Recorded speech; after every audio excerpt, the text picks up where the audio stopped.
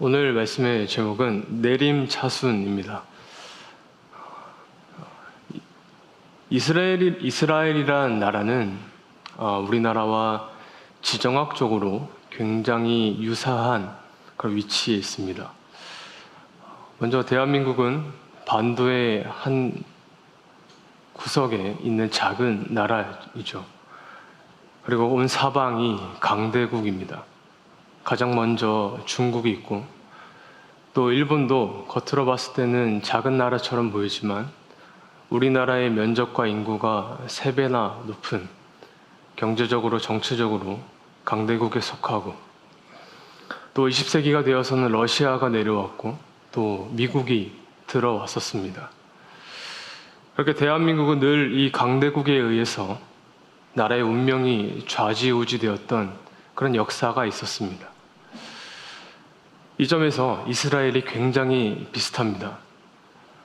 이스라엘은 지중해라는 커다란 면적을 봤을 때 가장 구석에 위치한 아주 작은 나라였어요. 그렇기에 이 지중해의 패권을 누가 잡느냐에 따라서 이스라엘의 운명이 갈렸었습니다. 가장 먼저 애굽이 패권을 잡았었죠. 그 뒤로 아수르가 등장을 했고, 바벨론이 장악했을 때는 본격적으로 문제가 심각해집니다. 이스라엘을 초토화시키고 포로로 잡아가기 시작하죠. 그 이후에 페르시아가 등장을 하고, 그 다음 알렉산더의 그리스, 그리고 마지막으로 로마가 지중해를 장악하게 됩니다. 그렇게 수백 년의 역사를 거쳐서 이스라엘은 어떤 나라가 패권을 잡느냐에 따라서 강탈당하기도 하며 빼앗기기도 하며 이리저리 휘둘리며 살아갔던 그런 나라였습니다. 그런데 겉으로 봤을 때 이런 이스라엘이란 작은 나라는 이 강대국에 의해서 운명이 판가름 나는 것처럼 보이지만, 사실 성경은 그렇게 이야기하고 있지 않습니다. 성경은 강대국과 상관없이, 지정학적 위치와 관계없이 이스라엘과 하나님과의 관계가 어떠냐를 늘 기록하고 있었습니다. 그러니까 쉽게 이야기하면 하나님과 관계가 멀어지면 이스라엘은 어김없이 강대국이 쳐들어와 초토화시켜버렸습니다. 그러나 반대로 하나님 앞에서 죄를 뉘우치고 회개할 때면 하나님이 그들의 손을 일으켜 다시 회복을 시키시죠. 오늘 우리가 보는 이 느헤미야서는 바벨론으로 인해 초토화된 이스라엘이 배경입니다. 여러분, 고대에서 나라를 이루기 위해서는 반드시 2가지가 필요로 했었는데, 먼저는 성벽, 왕과 백성을 보호하는 보호막이 필요했고, 보다 더 중요한 것은 하나님이 임재하시는 성전이 필요했습니다.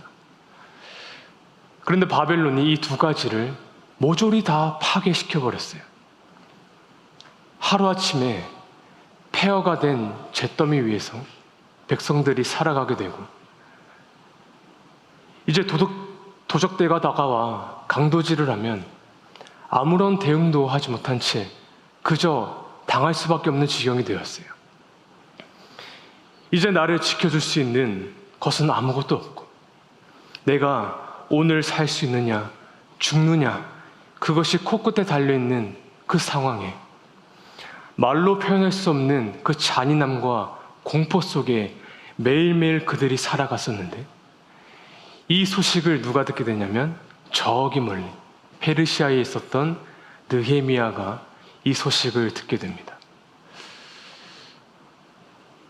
이처럼 성벽을 넘어서 모든 게 무너져버린 그 시대를 다루는 느헤미야서는 사실 오늘날 현 시대와 굉장히 유사한 그런 부분을 짚고 있습니다.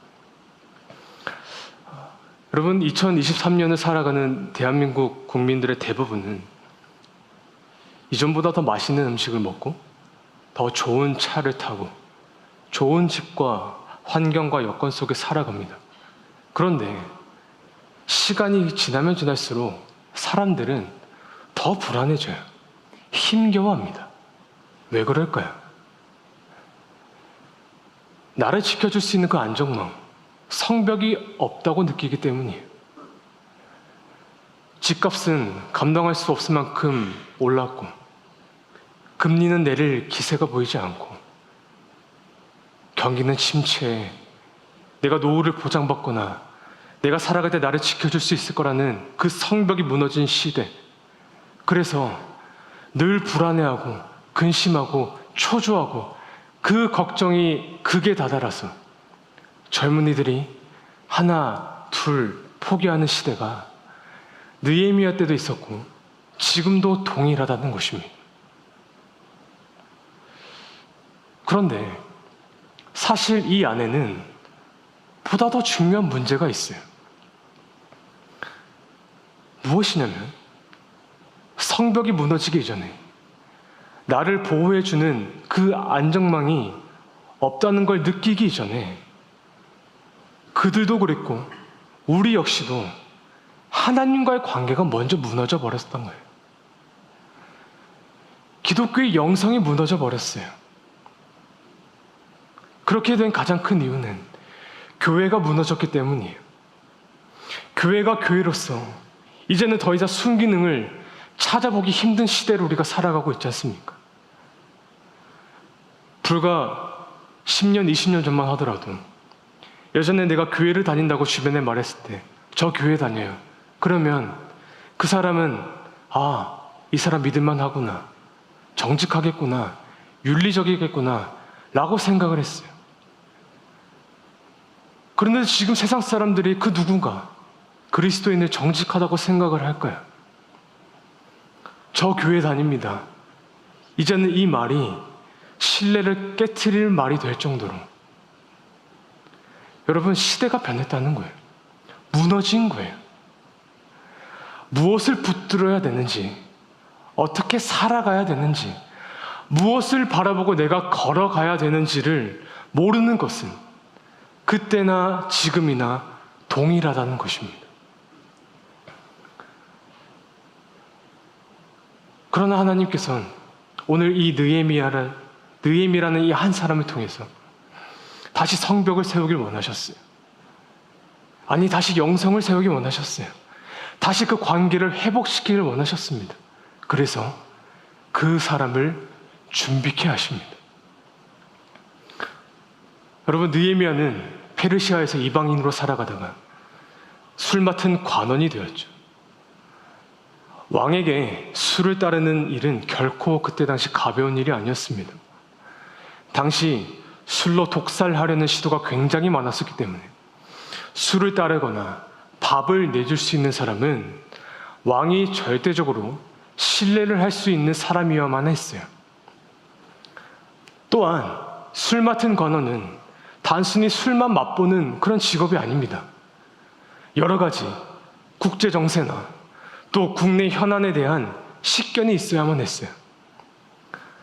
그렇게 왕에게 신뢰를 받으면서 훌륭한 지위를 갖고 느헤미야가 살아가고 있었는데 어느 날 자신과 같은 유대인 출신의 하난이라는 사람에게 한 소식을 듣게 됩니다.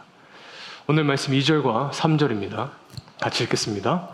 내 형제들 가운데 하나인 하나니가 두어 사람과 함께 유다에서 내게 이르렀고 내가 그 사로잡힘을 면하고 남아있는 유다와 예루살렘 사람들의 형편을 물은즉 그들이 내게 이르되 사로잡힘을 면하고 남아있는 자들이 그 지방 거기에서 큰 환난을 당하고 능욕을 받으며 예루살렘 성은 허물어지고 성문들은 불탔다 하는지라. 지중해 패권을 장악한 페르시아, 그 왕은 곧 나는 신이다, 나는 관대하다 라고 자칭했던 그 왕의 오른팔이 느헤미야였습니다. 그러나 어느 날 자기 민족 하난이라는 친구에게 한 가지 소식을 듣게 돼요. 하난이가 느헤미야에게 제가 본토에 다녀왔었습니다. 그래. 내가 오래전 선조들에게 그 고국의 본토에 대한 이야기는 들었었어. 그 땅은 지금 어떤 곳이야? 그랬더니 하나니가 이렇게 대답을 하죠. 그곳엔 성벽이 없습니다. 땅은 황폐한 땅 한가운데 돌덩이만 남아있고 사람들은 폐허가 된 그 잿더미 위에서 하루하루 힘겹게 살아가고 있습니다. 강도와 도적질과 강간과 각탈, 그렇게 매일매일 오늘 죽느냐 내일 죽느냐 그렇게 두려움과 공포 속에 인간 이하의 삶을 그들은 살고 있습니다. 느헤미야야, 당신이 왕국에 살고 있다는 이유로 당신의 민족조차 똑같은 환경에서 살고 있다고 생각하지 마십시오. 하나니가 그렇게 이야기하자 느헤미야가 어떤 반응을 보였냐면 울기 시작했어요. 4절 말씀입니다. 같이 읽겠습니다. 내가 이 말을 듣고 앉아서 울고 수일 동안 슬퍼하며 하늘의 하나님 앞에 금식하며 기도하여. 하나님의 말을 듣고 느헤미야의 첫 반응이 무엇이었냐면 울기 시작했다는 거예요. 여러분, 이것은 단순히 뜨거워졌다가 식어가는 그런 감정적인 반응이 아니었어요. 말씀을 자세히 보면 그날 수일 동안 그들의 아픔을 공감하며 함께 슬퍼하며 울기 시작했다는 거예요. 느헤미야가 지금 무엇을 하기 시작했냐면 그들의 아픔을 공감하기 시작했어요. 그들의 그 아픈 슬픈 감정을 나의 감정으로 가져오기 시작했다는 거예요. 사람에게는 태어날 때부터 누군가를 공감하는 그런 뉴런이 있다고 합니다. 누군가가 슬퍼하는 표정을 보면 내가 슬플 때 작동되는 뉴런이 정확하게 활성화가 된대요. 그리고 누군가 기뻐하는 모습을 보면, 웃는 모습을 보면 내가 기쁠 때 작동하는 뉴런이 활성화된대요. 그래서 심리학자 자코모는 이를 거울 뉴런이라고 표현을 합니다. 그러니까 하나님께서 인간을 창조하셨을 때 사람과 사람과의 그 감정을 교류할 수 있게끔, 공감할 수 있게끔 사람을 지으셨다는 거예요. 왜 저희 교회 키움부실에 들어가면 아이들이 많잖아요. 이제 갓 돌진한 아이들, 그 아이들을 보고 웃으면 애들도 웃어요. 물론 가끔 예외는 있습니다. 예. 제가 웃으면 애들이 울더라고요. 예. 제가 울어도 울고 웃어도 울고, 아무튼 그런 예외는 있지만 여러분, 자녀들을 키울 때, 그리고 손자, 손녀들을 키우실 때 그 아이를 보고 웃으면 아이도 그 눈을 보고 같이 웃어요. 그런데 오늘날 현대인들이 이 본능을 어떻게 하기 시작하나요? 차단하기 시작합니다. 누군가 기뻐할 때 이제는 뭐야? 재수없네. 뭐가 그렇게 좋은 거야? 또 누군가가 슬퍼할 때는 뭐 그런 일로 우는 거야. 궁상맞게. 차단하기 시작해요. 어떤 사람이 이런 공감을 잘 차단하냐면 자기 연민에 빠진 사람. 내가 받은 고통, 상처, 이거에 대해서 동정만을 바래요. 그리고 은밀한 중에 그 힘든 상황을 즐깁니다. 그렇게 자신을 비극의 주인공으로 만들어서 누군가도 공감해 주지 못하게끔 스스로를 그 자기 연민이라는 늪에 깊이 빠뜨려버려요. 차단하는 거예요. 또 다른 사람의 이기심이 가득한 사람입니다. 나의 생존, 내가 생존하고 행복하고 내 욕망을 이루기 위해서는 공감할 시간이 없는 거예요. 마음을 줄 수 있는 여유가 없는 거예요. 그 이기심의 성에 나를 가두기 시작하는 거예요. 여러분, 이게 이 각박한 사회 속에서 현대인들의 모습입니다. 그런데 이 사람과의 공감을 차단하는 것, 문제는 이 현대인들의 모습이 오늘날 교회 안에 고스란히 들어있다는 게 문제라는 거예요. 언제부터 교회 안에서 성도가 성도가 간의 그런 공감이 이루어지지 않아요. 더 나아가 세상의 아픔에 공감해주지 못합니다. 철저히 내 감정, 내 상황이 중요하고 나눔과 교제 역시 누군가의 삶을 공감해 주기보다는 내 것을 털어놓고 토해내기 바쁩니다.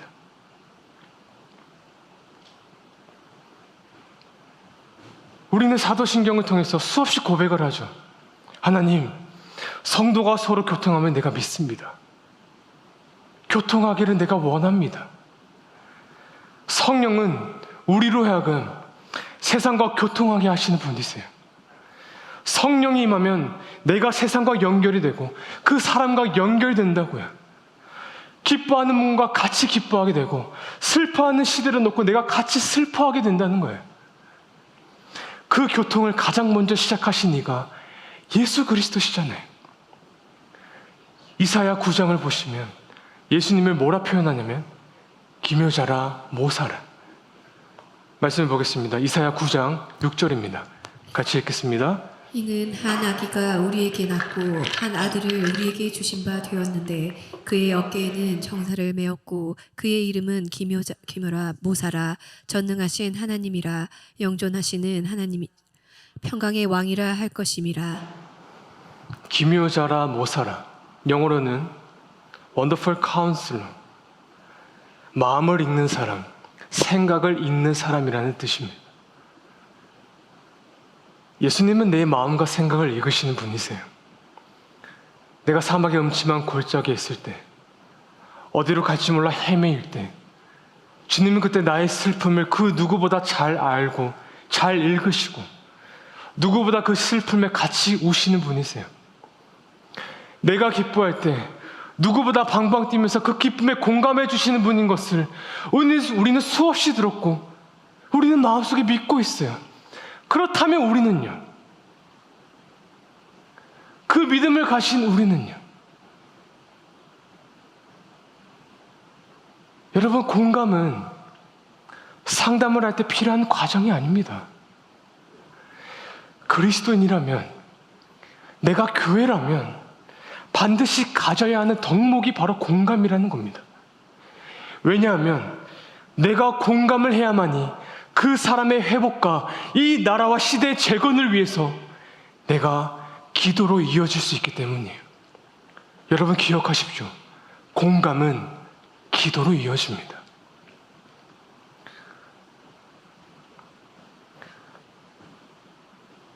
(2019년 12월 25일) 날 첫째가 태어나자마자 호흡이 안 돼서 바로 중환자실에 입원을 했었어요. 그날이 월요일이었는데 이틀 뒤 수요일 날 저녁에 제가 전도사니까 예배를 드리러 이제 교회를 갔어야 됐습니다. 그래서 무거운 마음을 가지고 이제 해운대에서 김해까지 차를 타고 와서 이제 예배를 드리는데 아직 마음이 진정되지 않아서 이 사실을 숨기고 싶었어요. 그런데 왜 그런 말이 있지 않습니까? 세상 그 어떤 것보다 소문이 빠른 곳이 교회라고. 예배를 마치고 났는데 이미 다 소식을 알고 있었던 거예요. 그래서 마치고 맨 뒤에서 한 분 한 분 인사를 드리는데 어떤 일이냐고, 어떻게 된 일이냐고, 괜찮냐고, 괜찮습니다, 잘 이겨낼 겁니다, 그렇게 위로를 주고받으면서 있었습니다. 그러다가 한 장로님이 뒤늦게 이 소식을 듣고 다가오셔가지고 나가시면서 뭐라고 하셨냐면 조금의 진심도 없이 그래 기도할게요, 이 말만 한마디 던지시고 그냥 돌아서 나가시는 거예요. 저는 그때 그 눈빛, 그 말투, 그 표정이 지금도 생생하게 기억이 나요. 그 말투에 너무나 큰 상처를 입었습니다. 저런 사람도 있구나. 공감을 바라지도 않았어요. 워낙 차가운 분이셨으니까. 그러면 그냥 가시지. 왜 그때 기도하겠다는 그 말만은 하지 마시지. 제가 그때 스스로 다짐했어요. 굳게 다짐했어요. 누군가가 어려움을 당면했을 때 나는 절대로 가볍게 기도할게요 라는 말을 안 하리라. 여러분 정말 그 사람을 위해서 기도하는 행동을 하지 않을 거라면 여러분 기도할게라는 말을 남발하지 마십시오. 괜찮냐? 힘내라. 인사치레로 충분합니다. 왜냐하면 기도는 결코 가벼운 것이 아니기 때문이에요. 그런데 그렇게 상심한 가운데서도 그걸 자기 일처럼 공감해 줬던 두 분이 계셨어요. 한 분은 애가 4명이에요. 막내가 이제 막 2돌이 지났고, 근데 그날 그 소식을 듣고 그 다음날 새벽 4시 반에 이제 막 초등학교로 들어간 첫째를 깨워서 영하의 날씨를 두고 교회로 오시는 거예요. 그리고 그때부터 매일 새벽마다 눈물을 흘리면서 기도를 하시는데 제 딸을 위해서 기도를 해주시는 거예요. 그 새벽에 아들은 잠이 와서 졸고 있는데 그 아들을 부둥켜 안으면서 눈물로 아이가 회복하게 되려고 퇴원을 할 때까지 매일매일 새벽마다 아이와 함께 기도하러 그 자리에 계셨어요. 또 다른 한 분은 노년의 우울증에 걸려서 매일매일 그 정신적인 고통 속에 힘들어하던 그 분이 매일 아침마다 저한테 전화가 오시는데 전도사님, 아린이는요? 아린이는 괜찮습니까? 제가 차가 없어서 오늘 교회는 못 갔지만 집에서 기도했습니다. 전도사님 힘내세요. 그렇게 약에 취해서 그 약 기운에 온몸에 힘이 축 처진 상태에서 그 상태에서도 매일매일 전화를 주시는 거예요. 제가 그날 해운대에서 영호동까지 꽝꽝 얼린 그 모유를 갖다 주려고 광안대교를 타고 있었는데 펑펑 울면서 그 대교를 지나갔었습니다. 그 기도로 다시 제가 세워지는 거예요. 그 기도로 제가 다시 일어나는 거예요.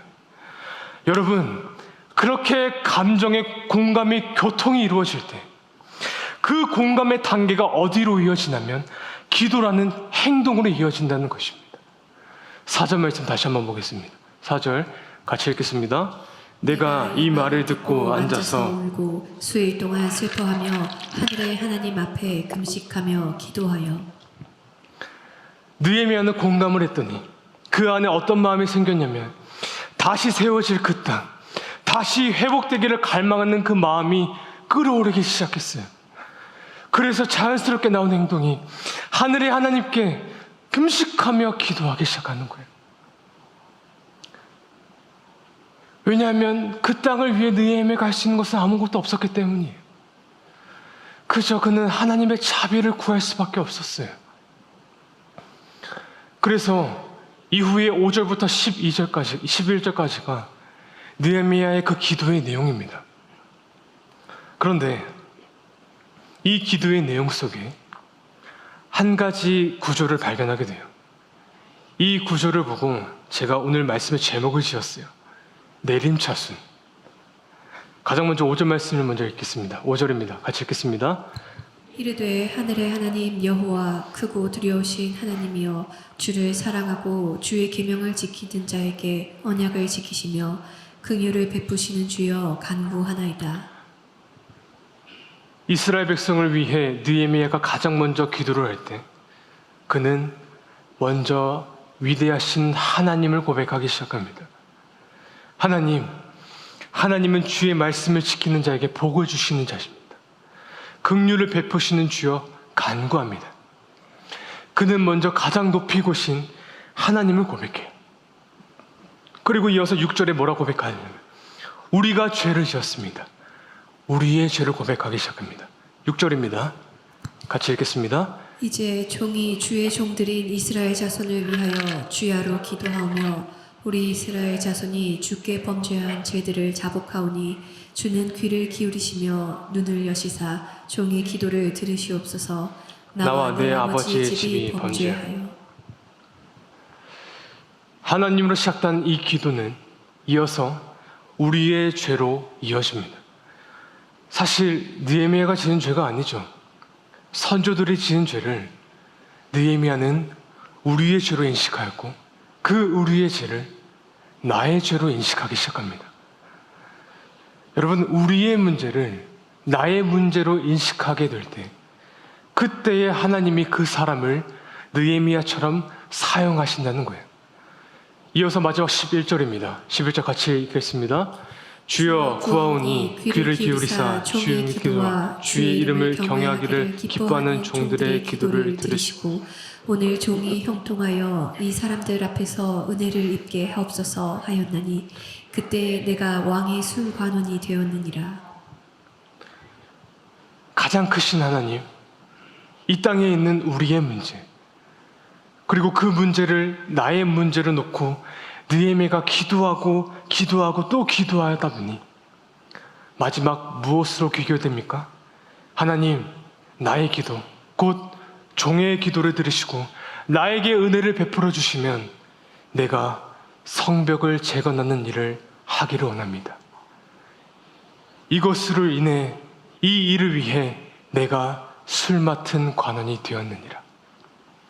나의 책임으로 귀결됩니다. 여러분, 좋은 기도는 내림차순입니다. 하나님, 우리의 문제, 나의 역할과 책임, 결국 나로 흘러가는 기도가 중요합니다. 그러나 우리는 기도할 때 이렇게 탄식을 하죠. 이 나라가 문제입니다. 이 정치자가 문제입니다. 이 교회가 문제고 그 목사가 문제입니다. 그 사람이 문제입니다. 아니요. 이 모든 것은 사실 내 문제입니다. 하나님, 내 기도를 들으시고 나를 통하여 일하여 주십시오. 그래서 내가 이 땅에 있습니다. 그래서 내가 술 맡은 관원이 되었습니다. 그 사람을 위해서 내가 그 자리에 있습니다. 이 교회를 위해서 내가 이곳에 있습니다. 이 나라와 민족을 위해서 내가 지금도 이 땅에 있습니다. 내가 세운 교회에 있습니다. 느헤미야는 마지막까지 고백하는 거예요. 그 나라의 회복과 재건을 위해 내가 술 맡은 관원이 되었느니라. 사랑하는 여러분, 하나님께서 오늘 저와 여러분을 통해 그 무너진 삶과 가정과 일터와 그 교회를 회복시키기를, 다시 일으켜 세우기를 원하고 계세요. 그 일을 위해 저와 여러분을 사용하기를 원하십니다. 그렇다면 이 일을 위해서 공감하시고 눈물로 기도하시는 저와 여러분이 될 수 있기를 주님의 이름으로 간절히 축원합니다. 이제 말씀을 정리하도록 하겠습니다.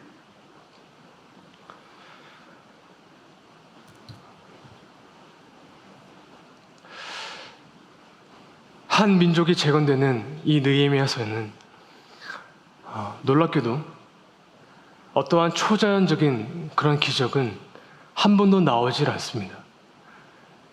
바다가 갈라지거나 불이 떨어지거나 심지어 삼손과 같은 슈퍼파워, 영웅도 등장하지 않아요. 한 민족이 재건되는데. 그러나 그 성경의 어떤 기적보다 이 느헤미야서가 가치가 있는 것은 그 작은 사람의 공감과 그 기도라는 행동을 통해서 한 시대가 변하게 되었다는 거예요. 여러분, 사실 느헤미야는 몰랐어요. 자기가 왜 술관원이 되었는지,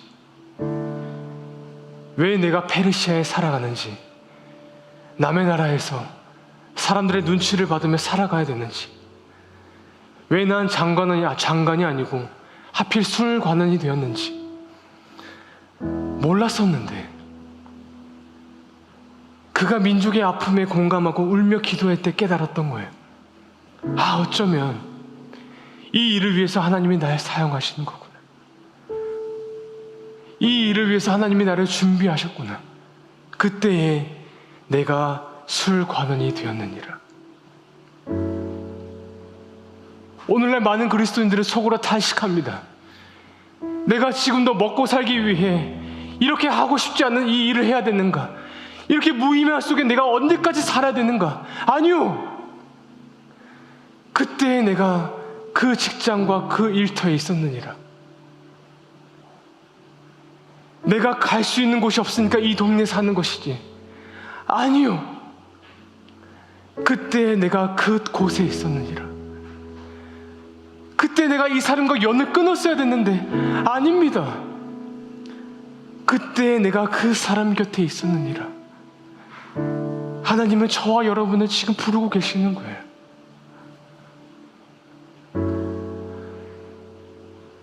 저는 지금도 부르심에 대한 끊임없이 점검을 하고 있어요.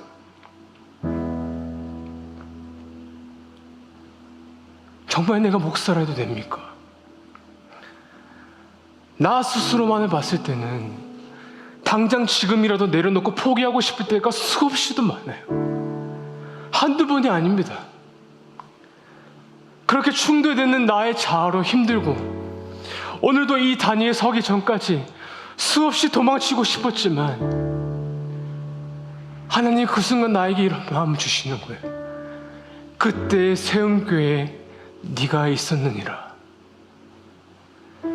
이 교회를 위해 나를 사용하고 계심을 발견하게 되는 순간 내가 다시 마음을 잡게 됩니다.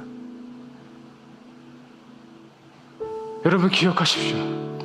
하나님께서 그 사람을 위해서, 이 다음 세대, 이 부서를 위해서, 이 교회를 위해서, 이 나라와 민족을 위해서 저와 여러분을 사용하기를 원하세요. 이를 위해 우리는 이번 실현을 통해서 소명과 섭리로 나아갈 것입니다. 이제 더 이상 교회 안에 위로받고 회복되는 것을 넘어서 이제는 누군가의 슬픔에 공감하십시오. 나라와 민족을 위해 애통하며 기도하십시오. 여러분이 가는 곳마다 하나님께서 함께 하시며 놀라운 능력을 부어주실 것입니다. 그때마다 산발락과 도비아처럼 나를 끊임없이 무너뜨리는 악의 세력이 다가올지라도 하나님은 그때마다 사람을 붙여주실 것이고 그 위기를 능히 감당할 수 있도록 우리와 함께 계실 것을 여러분 믿으시기를 바랍니다. 그렇게 다시 세워져야 할 지금 다시 세워져야 될 때 여러분을 통해 그 무너진 영역, 나의 가정과 나의 직장과 이 교회와 나라가 우리를 통해 재건되는 역사가 시작될 수 있기를 우리 주님의 이름으로 간절히 축원합니다.